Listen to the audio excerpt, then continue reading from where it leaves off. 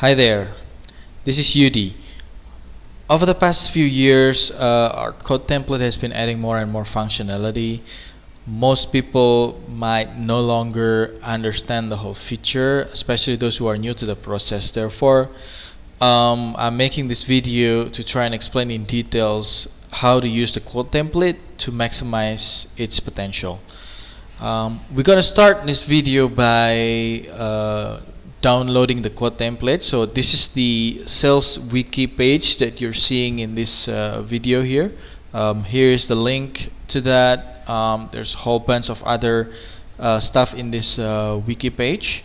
We want to go to this bit over here, code templates and license agreement. Okay, and here is the code template. You want to start by downloading this. Okay, so here you can see the dates of the most recent copy, and try to always, every time I upload a new code template, I will always send an email to everybody letting you know that this code template has been updated and what is the new update on this addition. Try to keep your code template as updated as possible by downloading this copy each time. Yeah. Okay, so I'm gonna start and open up the code template here, and I get this part here. Yeah. And so the thing with Excel is that Microsoft Excel is that any files you got downloaded from the internet will by default will have its macro disabled. So macros is this small codes that is embedded inside the Excel document, and that on this particular file, the code template, we use the macros for a number of things, including updating and populating the code template. By default, it will always comes as disabled, and the way to enable that is to click on this yellow ribbon here, enable editing and enable macros. Yeah. Okay. Now let's start with the basic stuff. Yep. How to set up a code. So the code comes. You first of all, you need to go to the terms and option tabs here. This is the first tab in the code template, and here you can populate the name of your customer. Yeah. Let's say John Doe from university.com, and right, so things like that. You can populate the cells with shipping address, or you can fill in whole detailed information. For example, John Doe, the professor of this department, or something like that. And here's the salesperson as well. I'll use my name here, Yudi Bisono.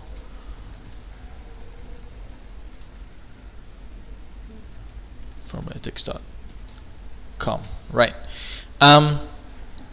Okay. So I'm gonna start with some of the basic stuff. Right. Here is the area. By default, we have a selection of US, AU, and Asia, and also the business unit here. We have PC, liquid handling, PCR, depending on what you're trying to sell. And so this is a currency, yeah, USD, euros, pound sterling, etc.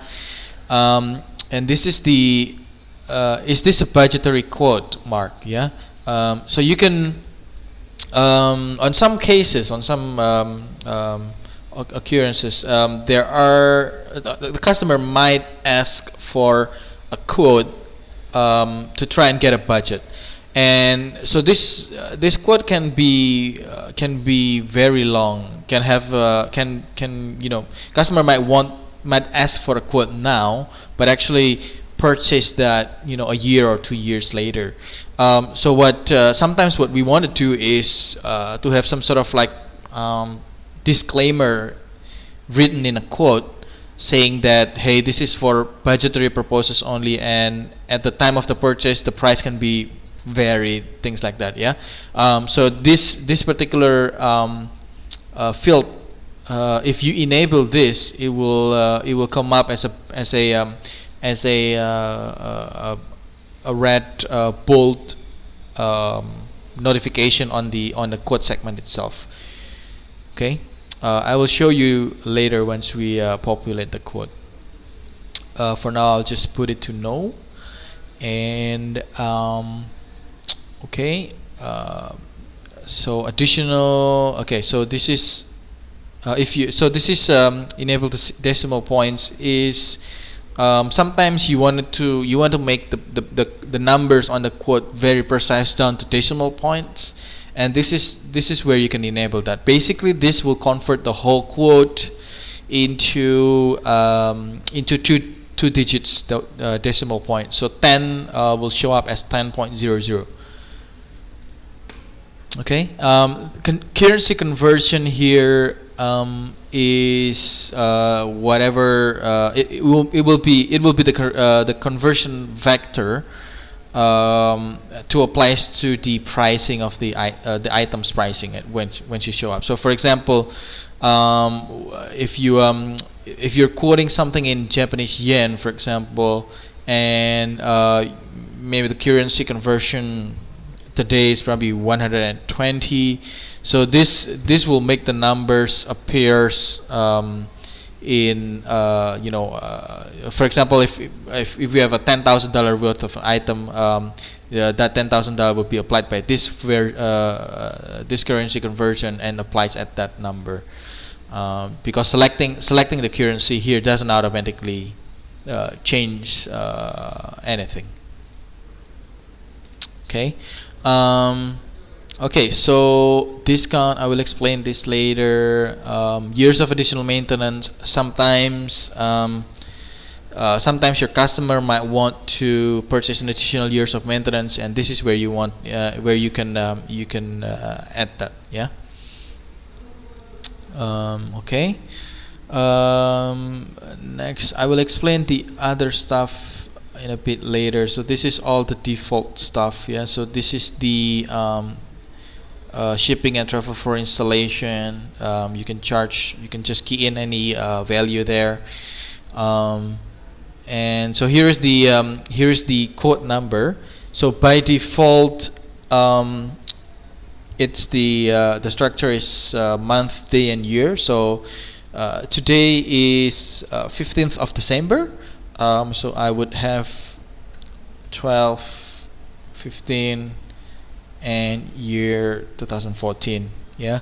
And the number one here is if you're at one day you're issuing more than one quote, then you can add to that number. And below is the quote date, also in the same order. So 12 15 2014. Validity period, and so this is when you want to mark a checklist. Okay. Now, well, we have the basic stuff. Oh, let me return this back to USD. Okay. So I have all the basic information on the terms and options. And I'm ready to populate the item. So let's say for example, I'm gonna quote for a Mantis. Yeah, I'm gonna quote for a Mantis. Say Mantis V3 with the chip changer option, the continuous flow options, a bunch of chips. Say 12 chips of 12 high volume chips, and some continuous flow chips. Okay. Once we got the the items we wanted, we can start to populate the code template by pressing Control U on your keyboard. So this function will basically start up the macro and then populate the quote stuff. Here is the quote basic, and here is the line item discount. Yeah, so we have these two stuff here. So the quote basics is basically everything here is all the line items is summed, and then if you want to apply a discount, it will apply as a single number or single percentage down at the bottom, while line item discount will have the discount on each individual line items. Yeah, in here. Okay, so I'm going to go back a little bit and show you what happened if the budgetary quote drop-down list is set to yes. Again, whenever you make any changes to the terms and option, you need to reapply the macros. So replace Control U to populate, and then so you can see here this bold mark that says this quote is for budgetary purposes only. Actual quotation might change at later date. Yeah. Okay, to disable that, go to here and click no.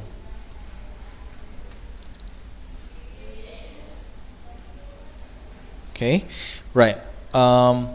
Okay, so another thing that pops up in here is this thing. Please go through the checklist. So on the quote template, if you go to this tab here, it comes with a checklist of all the items that that we can quote. So this checklist is here because to reminds us that sometimes to quote a specific items, or don't forget to put this in the quote or something like that. So go through all these items. So this is a checklist for all products, regardless of the type. Everything have to match up properly, and this goes for the individual items you want to quote. The administration team will check this checklist when an order is submitted to make sure that this particular quote has gone through the checklist properly. Once you go to the checklist and put some V's or marked there, yeah. I just do this really quick, and then go back to the terms and option, and mark this as yes. Okay, and the warning will disappear from the quote. Yep, you can see there. Yep. Okay, obviously this is a wrong example. You have to read and properly think about these items before you click yes on the terms and option. Okay. Right. So once I populate this, you can see. Okay. Here is the part where the quote number will appear here, the dates, the validity period. So these three numbers is used for accounting purposes to signify how much is consumable. How much is the commissionable amounts? How much is the non-commissionable amounts, and how much is the additional maintenance? Okay, so this is the main quote body, and here is the additional maintenance part, right? This might looks a little confusing, but basically, if you're applying additional maintenance here, it just comes out as one line item without really specifying, what is covered, how much is covered on the hardware side, how much is covered on the software side, how much priority shipping and travel, things like that. Basically, this number then gets breakdown using this table here. So this table will give you in great details of how much is the software and hardware maintenance for each individual items, as well as the priority shipping and travel, which is this number here. So this is, you can see 4050. You can see 4050. Yeah. So you can again, you can change these settings on the terms and options. I will go down and explain that in details. Same goes to the quote line item discount. Yeah. So this is also additional maintenance, additional annual maintenance, and this is basically a simplified line items from this particular table here. And the terms and option goes down here, and also the signature part. If I'm happy with the quote, usually what I do is I print this document using a PDF printer, right? So this is I have a I use a Fox-it reader PDF printer, and I can see from this page here I would need page 1, 2, 3. Okay. Okay, so I just write from page 1, 2, 3, and I can print, and this will pops up. Basically, where do you want to store the PDF file. I'll use a desktop for this time. It will start printing, and it will generate a PDF file like this. Yeah. So this is the PDF file. So nicely formatted with all these headers, address, page number, and stuff. Okay.